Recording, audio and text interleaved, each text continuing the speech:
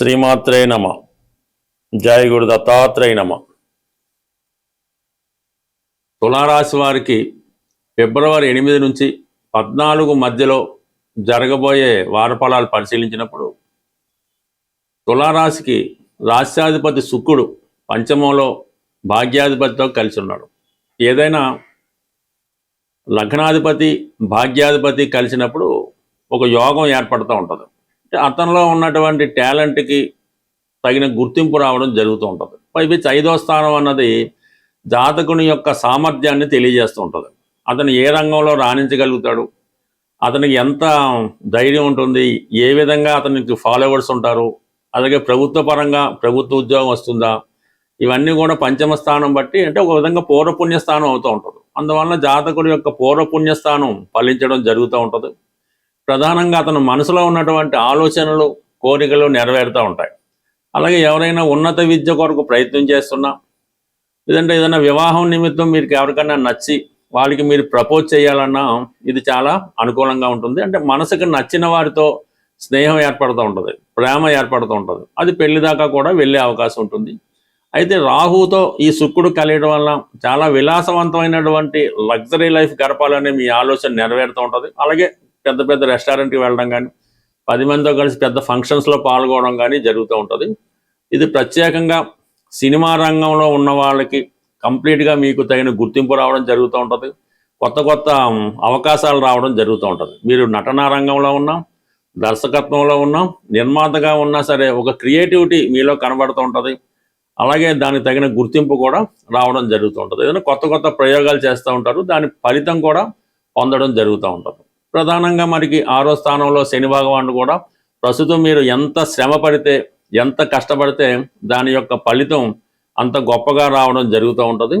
అలాగే నిరుద్యోగం లాంటి వాళ్ళు ఉద్యోగ ప్రయత్నాలు చేస్తున్నా కూడా మీ క్రియేటివిటీకి, మీలో ఉన్నటువంటి టాలెంట్కి తగినటువంటి గుర్తింపు అన్నది ఈ సమయంలో రావడం జరుగుతూ ఉంటుంది. ఇక ప్రధానంగా 4వ స్థానంలో కుజుడు రవి ఏర్పడడం జరిగింది. అంటే ఇక్కడ కుజుడు ఉచ్చస్థానంలో ఉండి రుచిక మహాపురుష యోగం అనే పంచమహాపురుష యోగం ఏర్పడడం, లాభాధిపతి అక్కడ ఏర్పడడం వలన స్థిరాస్తి కొనాలనే మీ ఆలోచన చాలా వరకు నెరవేరుతూ ఉంటుంది.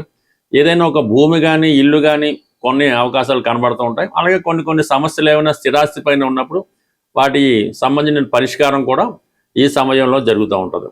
అలాగే మీరు ఏదైనా ఒక ప్లేస్ మారాలన్నా, ఉన్న ప్రాంతం నుంచి వేరే ఇంటికి మారాలన్నా, కొత్తగా గృహప్రవేశం చేయాలన్నా ఇది చాలా వరకు అనుకూలంగా ఉంటుంది. విద్యార్థులు హాస్టల్లో ఉండి చదువుకోవడం, వేరే వాళ్ళైతే వేరే ఇల్లు మారడం అలాంటి అవకాశం ఉంది.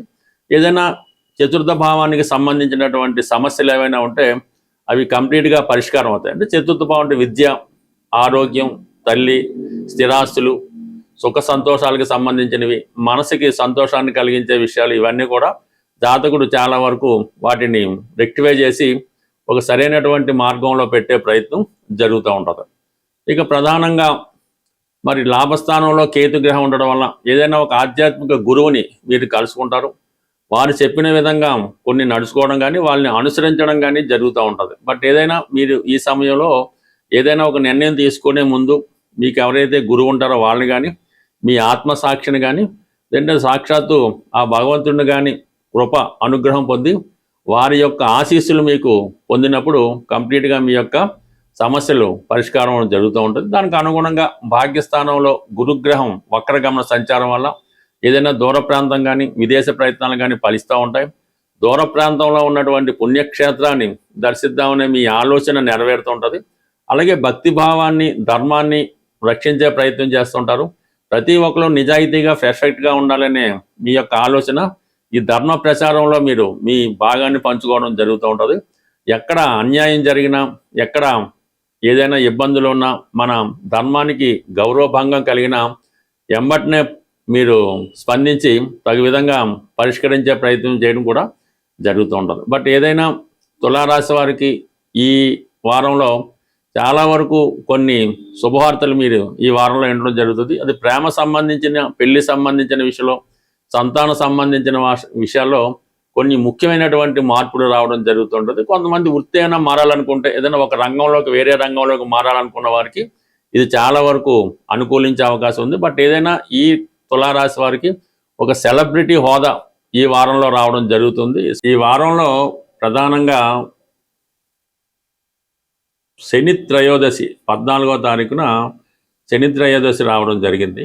ఆ మన్నాడు 15వ తారీఖున మహాశివరాత్రి కాబట్టి ఏదైనా ఈ సకల రాసుల వారు కూడా జీవితంలో మళ్ళా తిరిగి పుంజుకోవాలంటే ఈ ప్రధానంగా ఈ 2 రోజులు మరి మన శని త్రయోదశి రోజు ఏదైనా శని క్షేత్రాన్ని దర్శించడం, ఏదో మన మందవిల్లని అని కొన్ని శని క్షేత్రాలు దర్శించి అక్కడ పూజ చేయించుకోవచ్చు. లేని పక్షంలో ప్రధానంగా శివాలయంలో ఉన్నటువంటి నవగ్రహాల్లో ఉన్నటువంటి శని భగవానుడికి అక్కడ ఉన్నటువంటి పంతులు గారి ద్వారా కంప్లీట్గా మీరు మరి విధి విధానంగా శని భగవానుడికి తైలాభిషేకం చేసి చక్కగా ఈ తైలాభిషేకం జరిగిన తర్వాత ఆ ప్రధాన దేవాలయంలో ఉన్నటువంటి పరమశివుని కూడా దర్శించుకొని ఆ రోజు కంపల్సరీగా మీరు అంటే చాలాసార్లు చెప్పినప్పుడు కూడా కొత్త వారి కోసం ఆయిల్తో చేసిన పదార్థాలు ఏమీ తినకూడదు. అది ఆ రోజంతా నియమంగా ఏదో ఫ్రూట్స్ పళ్ళు వాటి తింటూ మరి అదే మర్నాడు కూడా మహాశివరాత్రి గొప్ప అదృష్టం కాబట్టి మహాశివరాత్రి రోజు మరి ఆ పరమశివుని దర్శించుకొని వీలైతే మారేడు దళాలతో కనీసం ఒక్క మారేడు దళమైనా పర్వాలేదు, ఆ మారేడు దళంతో మరి పరమశివుని యొక్క అర్పించి నమస్కరించుకొని ఆ రోజు కూడా విధి విధానంగా మీరు పవిత్రంగా భగవంతుడికి దగ్గరగా ఉండడం వల్ల జీవితంలో ఆ మర్నాడు నుంచి చాలా గొప్ప మార్పు అన్నది రావడం జరుగుతూ ఉంటుంది. అయితే ఈ మహాశివరాత్రి రోజు వీలున్న వాళ్ళు అంటే ప్రతిదీ పెద్ద టెంపుల్లో పంచారామాల్లో కాశీక్షేత్రంలో అక్కర్లేదు, ఎక్కడ ఏ శివలింగం ఉన్నా వీలైతే రుద్రాక్షలు అంటే ఎన్ని ముఖాలైనా పర్వాలేదు, ఎన్నైనా పర్లేదు, మరి శుభ్రమైనటువంటి వాటర్లో వేసి ఆ రుద్రాక్షలతో శివునికి అభిషేకం చేయవలసి ఉంటుంది. ఈ అభిషేకం చేసిన తర్వాత ఆ రుద్రాక్షల్ని అంటే మీ బంధువులు కానీ మీరు కానీ ఎవరు కానీ అది అదే రోజు మెడలో ధరించడం వల్ల కూడా శని భగవాను నుంచి వచ్చే ఇబ్బందుల నుంచి కంప్లీట్గా మీరు బయటపడడం జరుగుతూ ఉంటుంది. అంటే ఒక విధంగా ఈ రుద్రాక్ష ధరించడం వల్ల మీలో ఉన్నటువంటి కోపం అనేది బాగా తగ్గిపోతుంటుంది. చాలా ఓర్పుగా సహనంగా ప్రవర్తిస్తూ ఉంటారు. ఆటోమేటిక్గా మీకు ధనాకర్షణ పెరుగుతూ ఉంటుంది, ముఖంలో ఒక విధంగా గ్లో పెరుగుతూ ఉంటుంది, ఒక గౌరవమైనటువంటి హోదా కలుగుతూ ఉంటుంది. దీంతోపాటు మీరు ధరించగలిగితే విభూతి ధారణ వల్ల విభూతి ధారణ కూడా అలవాటుగా చేసుకొని ప్రతిరోజు ధరించడం వల్ల జీవితంలో కంప్లీట్గా చేంజ్ అన్నది రావడం జరుగుతూ ఉంటుంది. అది ఒకసారి మీరు ప్రయత్నం చేయండి, ఎంతో కొంత మీ జీవితంలో మార్పు అన్నది రావడం జరుగుతుంటుంది. అంటే దీనికి ప్రత్యేకంగా ఏలినాడు శని జరుగుతుంది, అష్టమ శని జరుగుతుంది కాబట్టి వాళ్ళే చేయలేని రూల్ ఏం లేదు, ఎవరన్నా చేయొచ్చు, ఎవరు చేసినా కూడా ఫలితం రావడం జరుగుతూ ఉంటుంది. బట్ ఏదైనా నమ్మకంతో ఎంత చిన్నగా అయినా ఎంత చిన్న దేవాలయంలో చూసినా ఆ ఫలితం వస్తుంది తప్ప పర్టికులర్గా అక్కడికే వెళ్ళాలి, ఆ క్షేత్రమే దర్శించాలి అని ఏం పెట్టుకోవద్దు. మీకు అందుబాటులో ఉన్నటువంటి ఏ శివాలయం అయినా ఏ శివలింగానైనా దర్శించి ఆ స్వామి యొక్క ఆశీస్సులు పొందుతారని ఆశిస్తూ స్వస్తి.